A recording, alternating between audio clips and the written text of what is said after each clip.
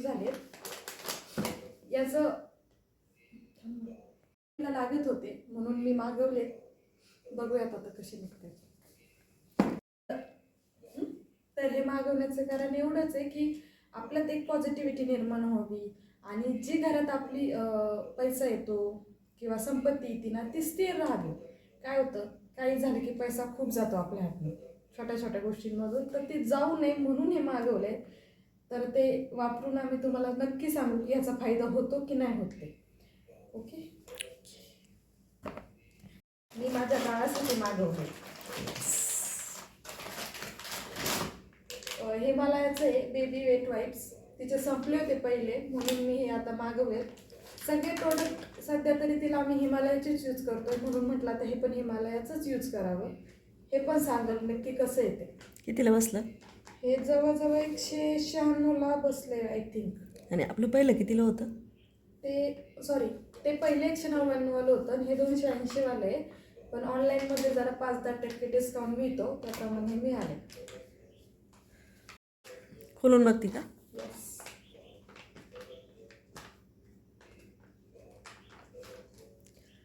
आहे का वास? आहे ना? थोडासा आहे. मागच्या याला जास्त होता पण हे जरा चांगलं वाटतंय ग. आहे ना? कापड पण हे वाईप्स पण खूप छान आहेत, असे कॉटन वाटतंय. पाहू. मस्त आहे. त्याच्यापेक्षा चांगलं आहे ग.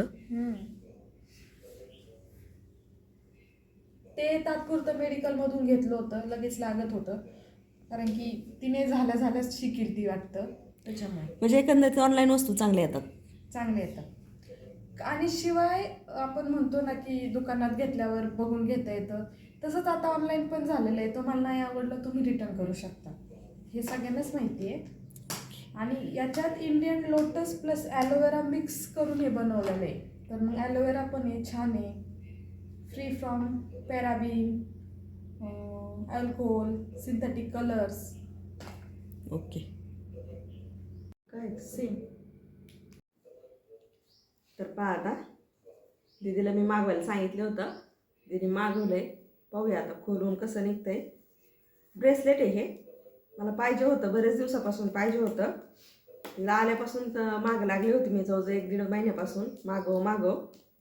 मी 1-2 ठिकाणी मागवलं होतं पण काही ते आलंच नाही. म्हणजे आपलं यूट्यूबला जे आहेत ना त्यांच्याकडे मागवलं होतं पण त्यांच्याकडून काही मला आलं नाही, म्हणून मग दीदीने ॲमेझॉनवरून मागितलं आहे. तर बघूया आता ते कसं आहे, त्याचे काय फायदे आहेत हे पण मी तुम्हाला सांगेन. कात्री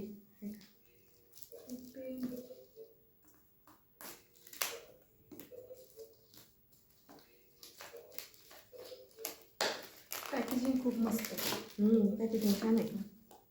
हो, मलाच उत्सुकता आहे ते पाण्याची. हो,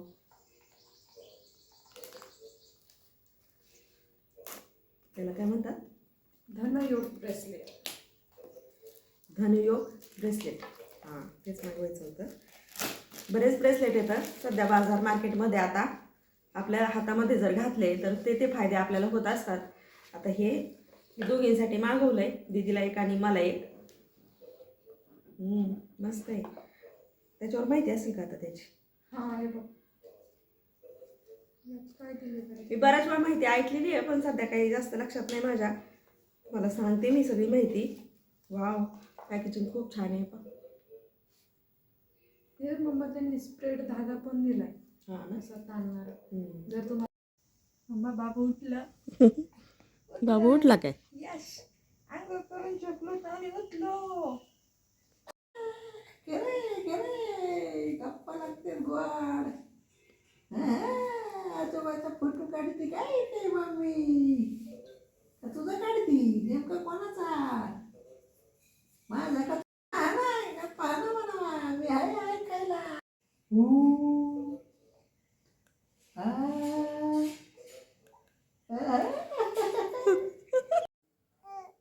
किती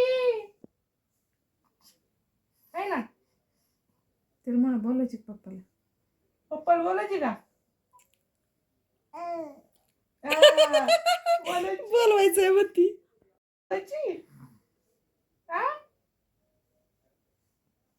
बोलायची. तिला म्हणा खेळ तू.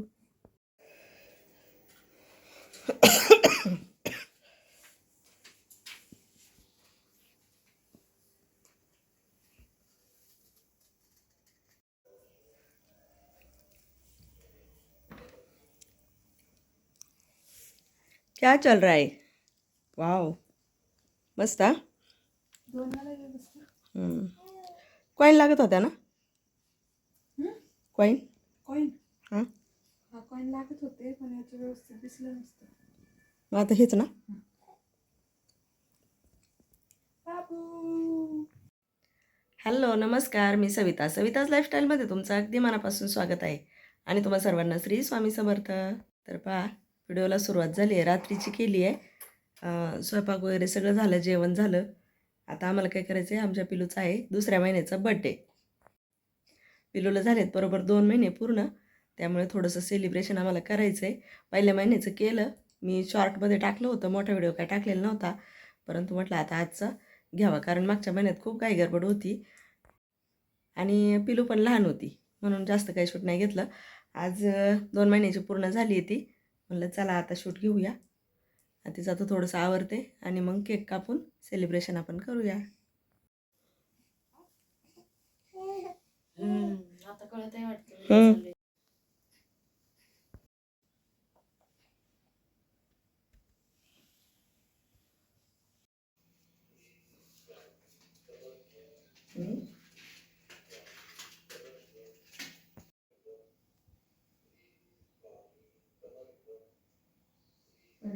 पडलं लाव. बस ओके. शिकली. काय सकाळी म्हटलं तुम्ही मम्मी आजी. मी का म्हणले मम्मी आजी? आईची आई. त्या हिशोबाने मग नानी आजी म्हणायची ना मग.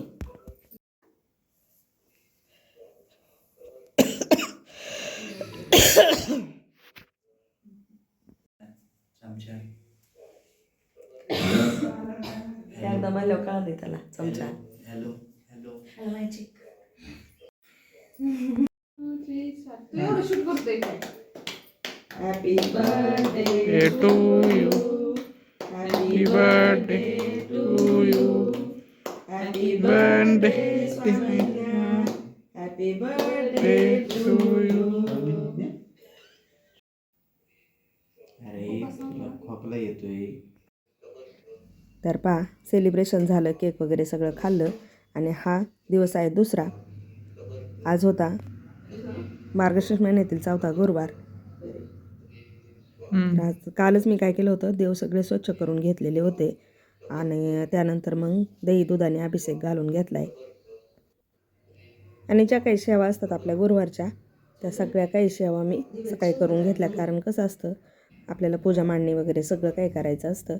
तर पाहते ही सकाळच्या पूजेत माझ्या दिव्यामध्ये ना मस्त असं शंखाची आकृती तयार झाली होती.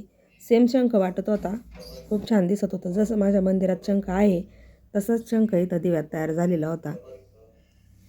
आपल्या दिव्यामध्ये जर असं काही फूल तयार होत असेल तर देव आपल्याला संकेत देत असतो आणि ते आपण समजून पण घ्यायला पाहिजे. मस्त असं शंख तयार झालता. कधी गणपती, कधी चंद्रकोर, कधी काय असं फुला म्हणजे वातीत तयार होत असतं फूल. देवपूजा वगैरे सगळी झाली, सेवा सगळी झाली. त्यानंतर मग काय केलं, गुरुवारची पूजा मांडणी करून घेतली. खूप छान अशी पूजा मांडणी करून घेतली.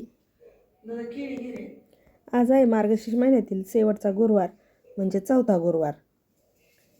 या महिन्यामध्ये 4च गुरुवार पडले, तर ही आहे 4थ्या महिन्याची पूजा. मी काय आज उद्यापन करणार नाही, कारण माझा एक गुरुवार गेला होता. तर म्हटलं आता पुढच्या गुरुवारी आपण उद्यापन करूया. आज फक्त पूजा मांडणी करून मी माझा गुरुवार पूर्ण केला आणि पुढच्या गुरुवारी मी उद्यापन करणार आहे. तर काही जण जरी गुरुवार केला तरी पण ह्याच गुरुवारी उद्यापन करतात. तसं बी काही हरकत नाही, परंतु मी तसं काही करत नाही. मी माझे गुरुवार कंप्लीट करत असते आणि मगच उद्यापन करत असते. ही मी पहिल्यापासून करत आली आहे ना, मग आता मध्येच कशाला आपण 3 गुरुवारीचं उद्यापन करायचं, कारण एक गुरुवार माझा गेलेला होता. पूजा मांडणी वगैरे सगळं झालं आणि त्यानंतर लगेच मी पोथी वाचून घेतली.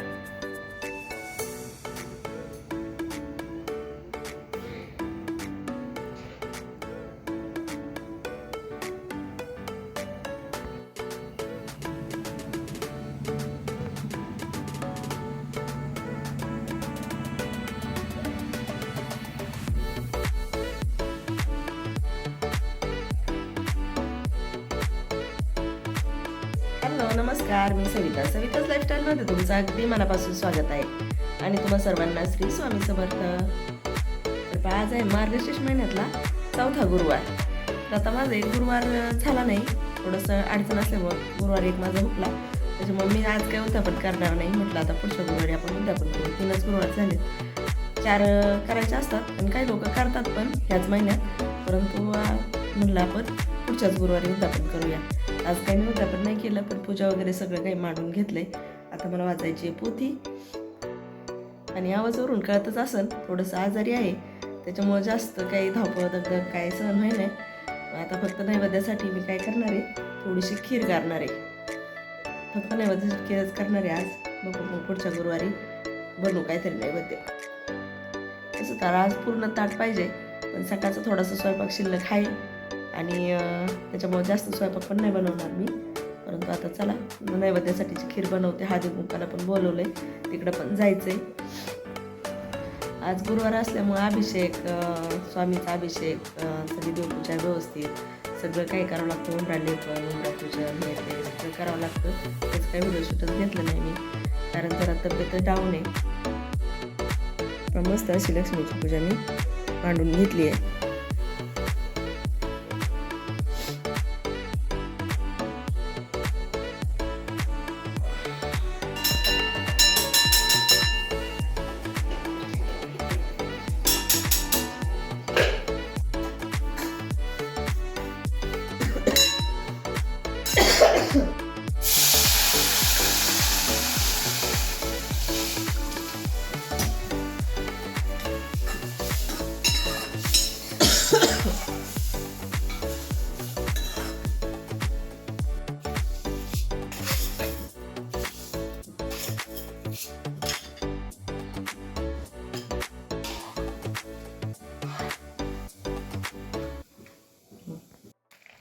इथं मी मस्त अशा तुपात शेवया भाजून घेतल्या, त्यानंतर थोडंसं पाणी टाकलं आणि साखर टाकून शेवया आधी शिजवून घेतल्या.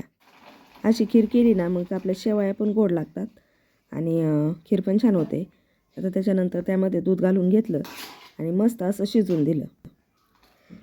कमी गॅसवर शिजवून दिलं की मस्त आपली अशी खीर तयार होती. आणि त्यानंतर मला करायच्या होत्या चपात्या, मग मी चपात्या करून घेते. तर पहा मस्त अशा चपात्या करून घेते. भाजी सकाळची शिल्लक होती त्यामुळे भाजी काही केली नाही. आणि दीदी इथं घेते पोथी वाचून.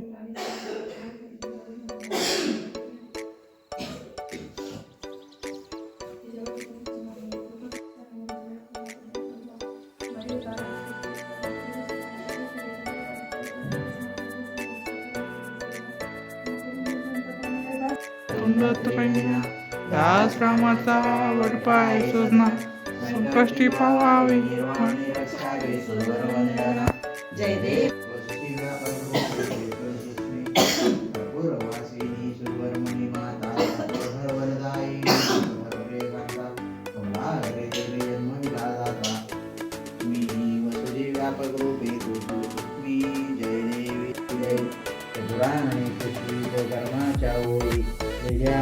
माते माझी निज भाई